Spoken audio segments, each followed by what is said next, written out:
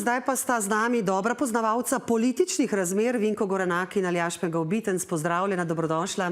Najprej seveda, kako ocenjujete to dejstvo, da je poroka predsednika vlade prav zdaj 6 mesecev pred volitvami, gospod Gorenak? No, 6 mesecev pred volitvami seveda to nekako nakazuje, da bo predsednik vlade skušal izkoristiti to v neke namene propagandne, da bo skušal s tem pridobiti neko priljubljenost, kaj druga pa, mislim, da ne. Se strinjate, gospod Bitenc, priljubljenost? Gotovo, ne. Verjetno malo tudi vreme, ker verjetno februarja ali pa marca bi bilo vremenska napoved mečken slabša, mečken bolj tvegana. Je pa nič novega, ne, v slovenskem političnem kontinuumu. Spomnim za nekega drugega premierja, ki se je ravno tako poročil na višku takrat na svoje politične kariere in je bilo tudi to uporabljeno za nek, zdaj po slovensko besedo. Po mandatu. Tako, ampak za nek messaging je bilo, ne, za utrjevanje, da rečem, politične prezence in v končni fazi v takih časih živimo. Ne. Bilo bi čudno, če bi bilo drugače. Torej tudi takrat gospod Janša izkoristil to za višanje priljubljenosti, gospod Gorenak? Težko reči, namreč to je bilo po mandatu. Jaz sem takrat bil tam navzoč in razen nekih ožjih njegovih sodelavcev, kaj druga tam ni bilo, ampak bistvena razlika je pa ta, ne. On po mandatu, zdaj pa za čas mandata. Ampak, ko smo govorili o tej priljubljenosti, gospod Bitenc, v kolikšni meri pa lahko preobrne, tudi glede na javnomnenjske ankete, vemo, da so na drugem mestu Gibanje Svoboda, največja vladna stranka, zmagali so z res veliko večino, zdaj mi je nekoliko padla, oziroma precej padla. Lahko obrnejo ta trend recimo tudi pri priljubljenosti in podpori v javnosti, tudi s takšnimi dogodki? Ne vem, v kakšnem trendu govorite. Ne? Zmaga Gibanja Svoboda je bila velikanska, ampak ravno zaradi vse tega gneva, ki se je do takratne oblasti pridelal, tudi ljudje, ki sicer ne hodijo na volitve, so takrat šli na volitve in v bistvu domet, ki ga ima Gibanje Svoboda zdaj, je še vedno upoštevana vredno za neko levo-liberalno stranko, ki ima svojo konkurenco. To so pač neki zdravi odstotki. Ne. Kar se tiče pa vpliva, ne, je pa tako. Za nazaj bomo lahko pametni, ali je bilo ali ni bilo. Je pa seveda zdaj tako, da smo zdaj v obdobju, ko vsaka poteza, vsake stranke ima vlogo v tem širšem kampanjskem sporočilnem projektu in če bo učinkovita, bomo videli, oni seveda računajo, da bo, sama od sebe ne bo pomagala, je pa lahko v seriji potez učinkovita. Kaj vi, gospod Gorenak? Ja, izvolite. Ja, gledajte, tu je treba še nekaj reči. Ne. Mene kot državljana relativno taka poroka zelo malo zanima. Sploh zaradi tega, ker je situacija danes v slovenskih medijih taka, da kot da gre za poroko prestolonaslednika. Gre za poroko predsednika vlade. Tako, ja, seveda, ampak v vsakem primeru mene kot državljana zanimata dve stvari. Stroški. Namreč ne priznavam nič drugega kot tisto, kar mu sodi po stopni varovanja, ki ima, vse ostalo ne sodi zraven. In seveda mene kot državljana veliko bolj zanima, kaj je on naredil kot predsednik vlade za povprečnega državljana, to pa vemo. Torej ne more zasenčiti ta poroka, to, kar se dogaja v zvezi z in dolgotrajno oskrbo, zdravstvo, urgence. Ja, gledajte, toliko, kolikor boste dovolili mediji, bom rekel. Bolj boste to poudarjali, večji pomen bo. Skozi volilno kampanjo bodo te osrednje teme prevladale. Ne vem, kdaj bi gospod Gorenak na zadnjem pri frizerju, ampak to so pač teme, ki ljudi zanimajo. V končni fazi stvari, ki grejo mimo te suhoparne, včasih zelo krute in nemarne slovenske politike, ki včasih so ni vredna tega imena. To, da se pač nekaj se dogaja, nekdo se bo, dva znana se boste poročila, to so teme, o katerih se ljudje radi pogovarjajo. In to je ta efekt, na katerega, če že o tem računajo. In v končni fazi spet z vidika politične kampanje, z vidika obrti, bi bilo skoraj amatersko, če se tega ne bi izkoristilo. Seveda so teme, ki gospod Gorenak omenja, ki se bodo tudi pomembne. In kot radi rečemo v kampanji, naslednjih 14 dni je vedno ključnih. Ta tema bo zdaj dominirala 14 dni mesec, ampak do volitev je še potem pa gremo na te realne probleme. Kaj menite, da bo prednjačilo, recimo, po vaši oceni, gospod Gorenak, v tej kampanji? Ne bom rekla samo tisti uradni predvolilni, ampak v teh naslednjih 6 mesecev. Jaz se bojim, da bodo prednjačile manj pomembne teme. Jaz osebno bi si želel, da seveda so volivci tisti, ki najprej v tem trenutku, v času predvolilne kampanje, ocenijo delo sedanje vlade. treba je videti, ne, kaj je gospod Golob obljubljal, kaj so partnerji obljubljali, se veste, tistih 30 dni do specialista in tako dalje in tako dalje. In to je tisto, kar bi morali naši volivci oceniti, ne. Tako pa naše volilno telo reagira včasih drugače, kot bi normalno človek pričakoval. Pa kratek spomin včasih tudi. Ja, poglejte, Golob je jasno napovedal, on je napovedal, zvišal bom davke in danes ima državljan po podatkih financ, ne, 1300 evrov letno manj.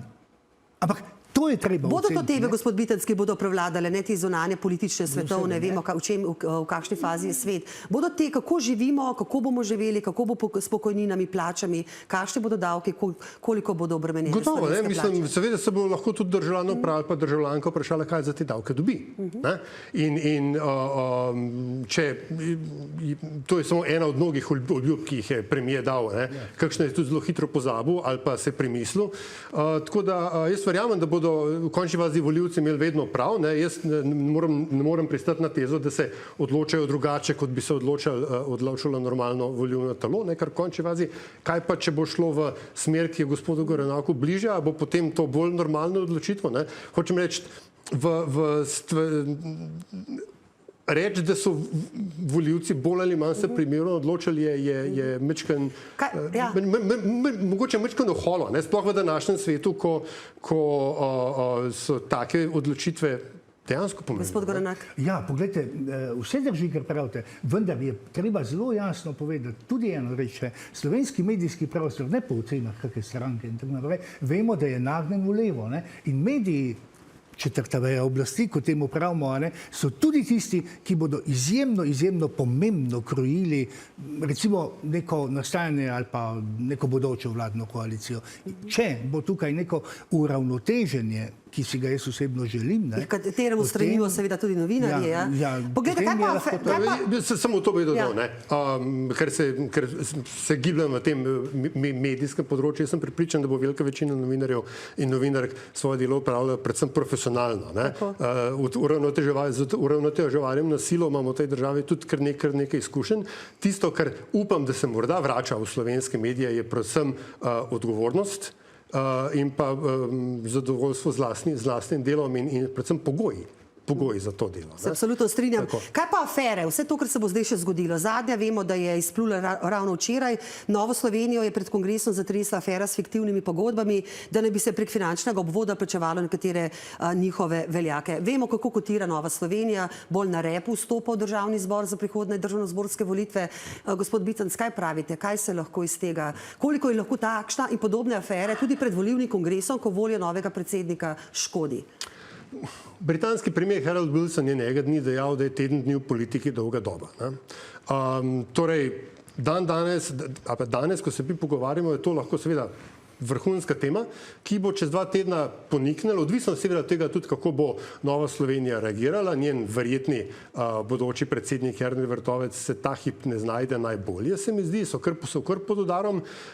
Je pa seveda tudi res, da ima na nek način prav, ne? To je politično motivirana tema. Ni naključje, da je prišla ta zgodba. To so ugotovitve komisije, ki so preliminarne. In tudi te ugotovitve zelo verjetno popolnoma držijo. Obe strani imata to prav, vsaka seveda svojega. Gospod Gorenak.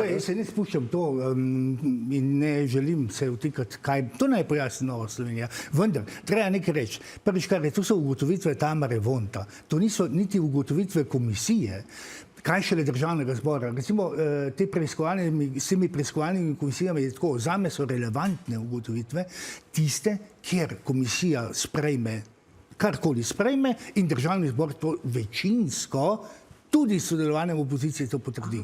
Primer gospoda Logarja, njegove komisije, primer Jelke Godec, njene komisije. Tukaj smo potem poslanci glasovali in z glasovi opozicije je bilo to sprejeto. Ampak gospod Gorenak, čutiti je ta trenja med SDS-om in pa NSI-jem, veliko napetosti in tako naprej. Kaj pravite, če more biti, recimo, da se spomladi prihodnje leto zgodi, da bo desna sredina sestavljala vlado? Kaj to pomeni, recimo, kaj pomenijo ta trenja? Vidimo, da so tudi med SDS-om in demokrati. Kaj potem pravzaprav lahko največja stranka pričakuje?